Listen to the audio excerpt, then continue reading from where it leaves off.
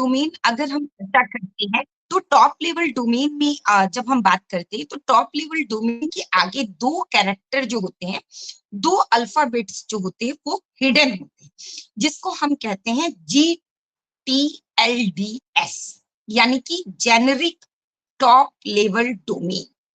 जहां पर एस जो होता है वो साइलेंट होता है, और ये एस जो है इंटरनेट के ऊपर आपकी सुरक्षा, आपकी सिक्योरिटी, आपकी लीगैलिटी को जो है प्रसारित करता है या फिर उसका प्रमाण देता है।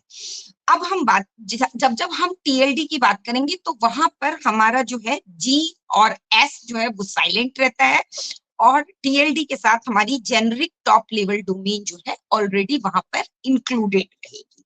तो अगर मैं टीएलडी कहूं या GLTD कहूं तो ये दोनों ही सेम चीज है। अब हम बात करने वाले हैं कि यह है क्या वास्तविकता में, ये टीएलडी है क्या।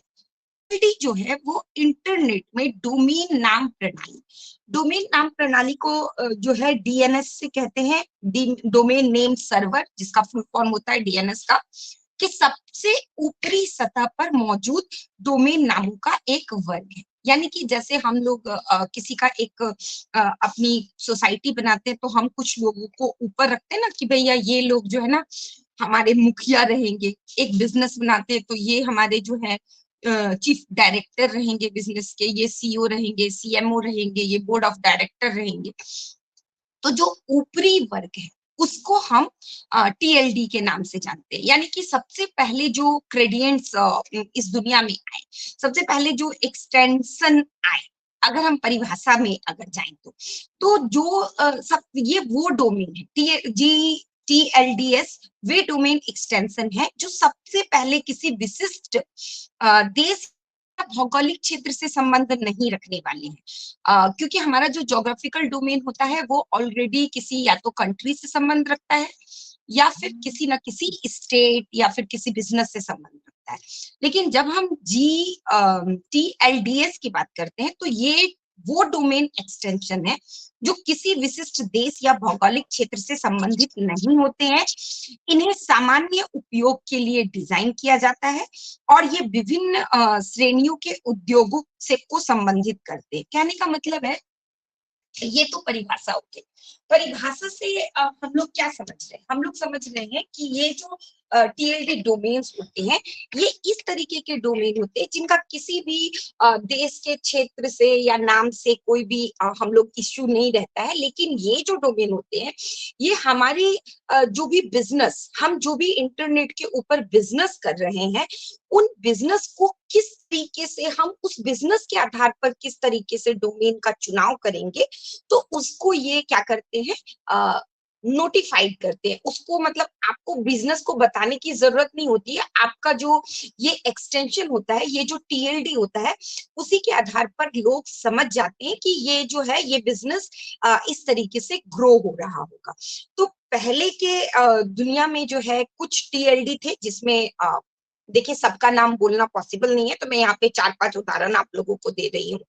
जिसमें पहला था .com, क्योंकि .com जो है वो नेशनल और इंटरनेशनल लेवल, जब आप कोई कॉमर्शियल पर्पस पर काम करते हैं, जब आप कोई फाइनेंशियल गेन पर काम करते हैं, जब आप कोई इकोनॉमी, कोई डेवलपमेंट, कोई किसी क्या जहां पर पैसे का लेन देन पर जब आप काम करते हैं, तो वहां पर मतलब पैसे का लेन देन यानी जहां पर बाई सेल प्रोडक्ट, ये सारी चीजें इंक्लूडेड रहती है। लेकिन ये बाई सेल जो होता है वो बाई सेल के बीच में आपकी सर्विस भी हो सकती है और आपके प्रोडक्ट भी हो सकते हैं।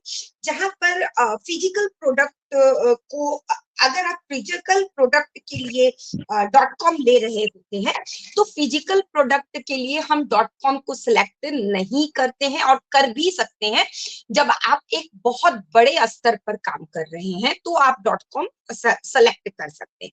तो कहने का मतलब है कि .com जो है वो वाणिज्यिक के लिए हम चूज करते हैं। उसी के साथ दूसरा है .org। तो ये किसी भी संघ, संस्था, संगठन, इस तरह की चीजों को अगर इस तरह की चीजों से हमारा बिजनेस है तो हम वहां पर .org ले सकते हैं। इसी तरीके से .net, यहाँ पर ये भी कॉमर्शियल ही होता है .net, लेकिन यहाँ पर जो भी हमारी इकोनॉमिक या जो भी मनी का लेन देन होता है वो साइलेंट होता है। साइलेंट मतलब होता तो ये कॉमर्शियल पर्पज से ही है, लेकिन इस नेटवर्क में आपको जो साइट होती है, जो वेबसाइट होती है, वहां एक्चुअली में मनी इंक्लूडेड नहीं होता है। मनी जो होता है वो हिडन इंक्लूडेड होता है। जैसे कि अगर मैं ऐसे बात करूंगी तो शायद आप लोगों को समझने में थोड़ा सा दिक्कत हो सके, तो हम आपको अपने ही वेबसाइट ofounder.net पे लेके जाते हैं। तो ofounder.net, जहां पर हम सारे फाउंडर जो हैं वो मनी के लिए वहां पर आए हैं। ऑब्वियसली हम सब मनी के लिए वहां इकट्ठे हुए, हमारा सबका रजिस्ट्रेशन वहां पे मनी के लिए हुआ। लेकिन उस डोमेन में क्या कहीं भी हमारा वॉलेट इंक्लूडेड है? gofounder.net, वहां पर कहीं भी क्या हमारा वॉलेट इंक्लूड नहीं। हमने जो रजिस्ट्रेशन किया, हमने जो मनी पेड की, वो हमने उस वेबसाइट के थ्रू नहीं पेड की, वो उस हमने उस डोमेन के थ्रू पेड नहीं की, वो हमने अपनी अपनी लिंक के थ्रू पेड की। लेकिन वही जब हम www.onpassive.com की बात करते हैं तो वहां मनी इंक्लूडेड है। जैसे ही हम वेबसाइट पर जाते हैं, आप अगर रजिस्ट्रेशन करना चाहते हो और आपको अगर पेड प्रोडक्ट लेना है, तो वहां पर आपके सारे के सारे पेमेंट ऑप्शन जो है वहां पर नीचे दिए गए हैं, और आप अपनी चॉइस के अनुसार से आप जिस भी पेमेंट मेथड से पेमेंट करना चाहते हो, वहां से आप पेड प्रोडक्ट भी परचेज कर सकते हो। यानी